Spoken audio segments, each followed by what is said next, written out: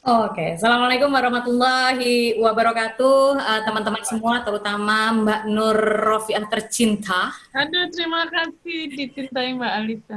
Aduh, saya termasuk yang sangat bahagia, super bahagia dengan lahirnya atau munculnya buku ini, walaupun sebagian sudah saya baca ya, karena ada di status-status di Twitter, di Facebook, di mana namanya Instagram gitu. Jadi uh, ada sebagian yang sudah saya baca, bahkan saya mungkin termasuk yang beruntung karena saya tidak hanya membaca dari tulisan-tulisan Mbak Nur, saya juga berinteraksi langsung, jadi mendapatkan pelajarannya langsung dari gurunya gitu, dari sumbernya.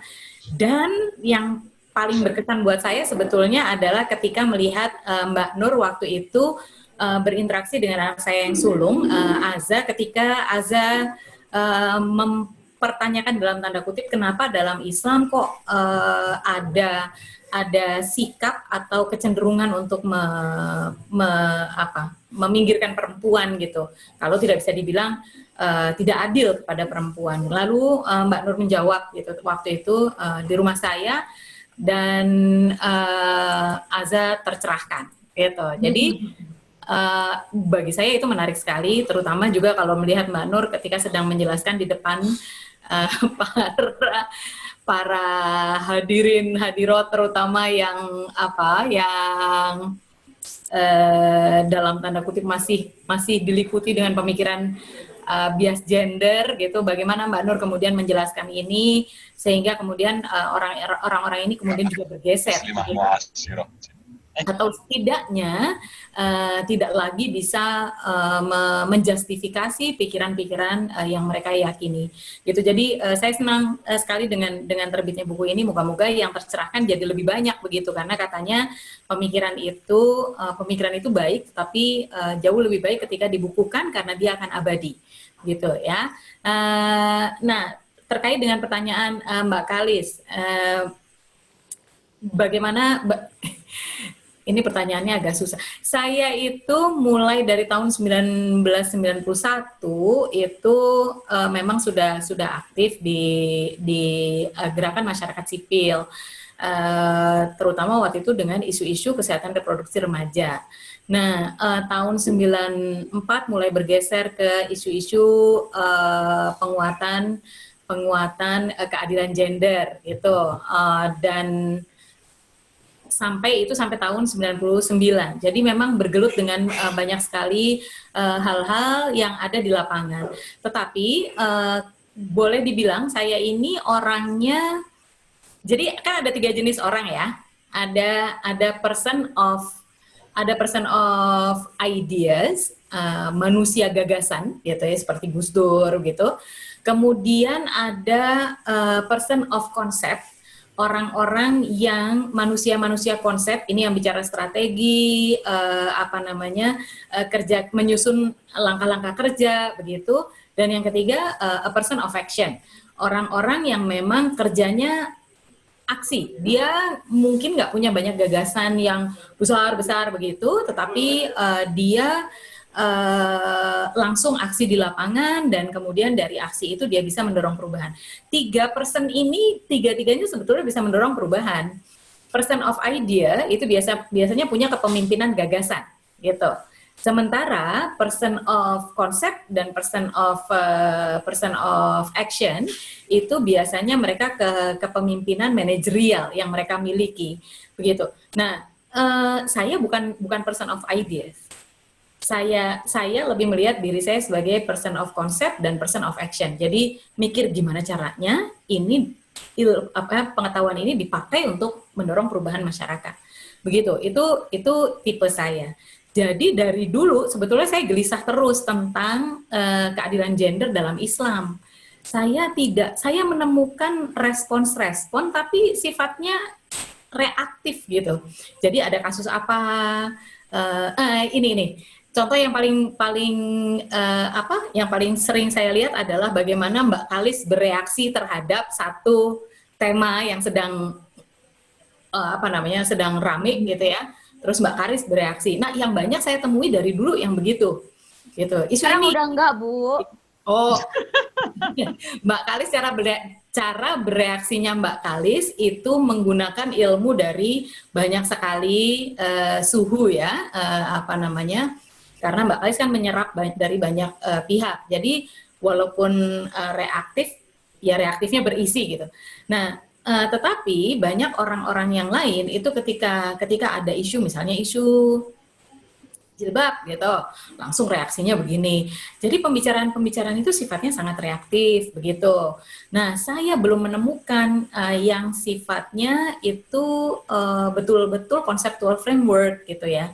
Padahal sebagai orang yang fokusnya di strategi, gerakan dan aksi, itu saya sangat membutuhkan itu gitu. Jadi ya udah jalan aja jalan sebisa mungkin. Nah, saya lebih banyak belajar tentang leadership, belajar tentang memanage gerakan, bagaimana membangun kredibilitas, bagaimana mempelajari watak yang berbeda antara lembaga dengan gerakan yang seperti itu, dan itu kemudian saya pakai gitu di dalam kegiatan-kegiatan saya selama ini. Nah, begitu ketemu Mbak Nur, itu kayak yang saya cari, yang saya tunggu, dapat gitu. Lalu perjumpaan pertama tahun berapa tuh Bu? Perjumpaan pertama? 2016. 2016. 2016 kami dipertemukan oleh Bapak Adib Mahrus dari Kementerian Agama. Begitu. Lalu ketemu Mas Fakih gitu. Wah, udah itu saya seperti mendapatkan arsenal atau rudal-rudal peluru-peluru yang sangat kuat untuk kemudian bisa mulai membangun gerakan, terutama kalau saya sekarang sedang memikirkan tentang gerakan ketangguhan keluarga dalam perspektif Islam begitu. Nah, itu Mbak Kalis. Jadi apa ya? Mbak Nur ini, menurut saya Mbak Nur itu adalah jelas yang pertama person of ideas, gitu. Seperti tadi Mas Fakih katakan bahwa yang ditawarkan oleh Mbak Nur itu bukan saja sebuah buku ini sih buku tentang percikan pemikiran. Nah, yang kita tunggu babonnya gitu kan. Karena babon ini, wah ini semakin panas, membara. Yang saya rasakan adalah Mbak Nur ini dia walaupun berangkat dari realita ketidakadilan yang sekarang ada, realita terpinggirnya perspektif perempuan dan pengalaman perempuan, tetapi Mbak Nur itu tidak sibuk melakukan defense terhadap pandangan-pandangan yang sekarang ada. Mbak Nur langsung melakukan rethinking, Mbak Nur itu bahkan tidak melakukan dekonstruksi, Mbak Nur itu mengkonstruksi sebuah pemikiran baru gitu. Nah itu yang menurut saya bedanya apa yang ditawarkan oleh Mbak Nur dengan teman-teman yang lain yang sama-sama memperjuangkan keadilan gender itu adalah karena Mbak Nur melakukan rekonstruksi, membangun sebuah conceptual framework sehingga conceptual framework ini kemudian bisa dipakai untuk mencerna segala sesuatu gitu. Jadi pisau begitu, bukan hanya jadi produk begitu. Nah, sekarang PR-nya adalah bagaimana mendorong gagasan yang dibawa Mbak Nur ini ke level gerakannya. Ini next step ya Mbak Nur ya. Yeah. Walaupun sekarang sudah diawali gitu, sudah diawali, tetapi nanti untuk kerjanya karena salah satu prinsip gerakan sosial adalah ketika gerakan itu membesar melebihi kapasitas kita pribadi, maka pada saat itulah itu sudah menjadi gerakan sosial gitu. Tadi Mbak Kalis menyebutkan Gus Durian berkembang ribuan segala macam itu boleh dikatakan 3 tahun terakhir ini saya sudah tidak lagi mengurus langsung karena sudah selesai proses, bukan sudah selesai, saya sudah fokus pada pekerjaan advance-nya, tetapi pekerjaan pengembangan jaringannya, jejaringnya itu sudah tertransfer kepada teman-teman yang sekarang mengelola jaringan Gus Durian. Sehingga misalnya contohnya di Sulawesi ada 18 kota yang punya komunitas Gus Durian, tapi saya baru datang 3 gitu. Dan mereka semua berkembang bukan karena saya pribadi, tapi karena teman-teman Gus Durian yang lain. Nah, nanti habis ini setelah selesai konseptual framework-nya, nanti kita mulai bicara tentang bagaimana membangun kebijakannya. Tapi saya sangat optimis bahwa apa yang dilakukan oleh Mbak Nur ini ngaji KGI, kemudian juga menyiapkan konseptual framework-nya ini akan menjadi akan menjadi gerakan yang seperti kata Mas Ulil timely, muncul di waktu yang tepat, dan kemudian bisa membantu kita untuk berkontestasi dengan gerakan transformasi nilai lainnya yang justru mendorong mendorong ketidakadilan gender itu, begitu. Jadi, pokoknya aku excited. Bu, ini mumpung yang hadir di ruangan ini banyak nih, ada 300 orang gitu ya.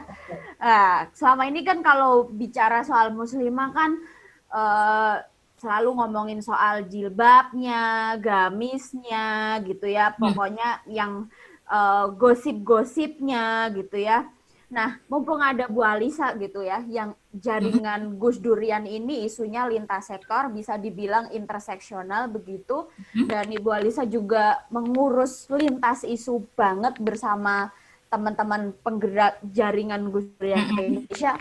Sebetulnya persoalan perempuan yang dihadapi gitu ya, kalau kita ngomong dari ujung Sumatera sampai ujung timur di Indonesia, sekilas-sekilas saja, Bu. Jadi isu perempuan itu apa aja sih, biar kita nggak ngomongin jilbab aja, nggak ngomongin warna gamis aja gitu. Iya, kita gini Mbak Kalis, kita tuh bisa melihat sekarang ini kita ngomongin ketidakadilan gender gitu ya. Nah itu tuh adalah cara pandang atau paradigma yang menyebabkan banyak fenomena. Nah fenomenanya sendiri itu banyak sekali gitu. Tetapi kemudian bukan muaranya, apa itu? Hulunya. Hulu apa hilir sih? Yang di atas tuh hulu ya? Hulu. Nah, hulunya itu adalah ketidakadilan gender. Nah, kalau ditanya persoalan-persoalan yang muncul apa? Misalnya contohnya yang paling kelihatan itu adalah tentu saja KDRT, kemudian perkawinan anak. Perkawinan anak itu orang mengatakan bahwa perkawinan anak disebabkan oleh kehamilan yang tidak direncanakan. Sebetulnya tetap jauh lebih banyak perkawinan anak yang terjadi tanpa ada kehamilan sebelumnya, begitu. Tapi karena perempuan dianggap memang tidak perlu pendidikan tinggi, tugasnya perempuan itu yaitu menikah, kemudian punya anak gitu, seperti peternakan ya. Nggak ada harkat dan martabat dan potensi pribadinya tidak keluar begitu. Nah, jadi ketidakadilan gender ini kemudian munculnya ke macam-macam. Satu, tadi itu ya perkawinan anak yang paling besar.